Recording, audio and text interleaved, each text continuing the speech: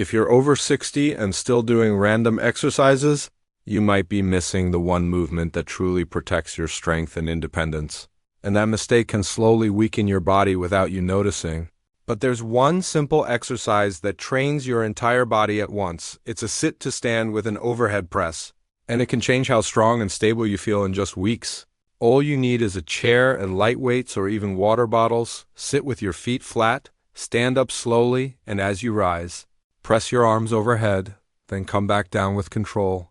This single movement trains your legs, hips, core, shoulders, and balance all at the same time. It helps you climb stairs, get out of chairs, and stay steady if you trip. Start with 10 slow reps. Rest and repeat 3 times. Do it 3 days a week, and you'll feel stronger and more confident. And as you improve, slow it down or pause at the bottom to build real strength. Because after 60, it's not about doing more exercises. It's about doing the right one that keeps you independent for years to come.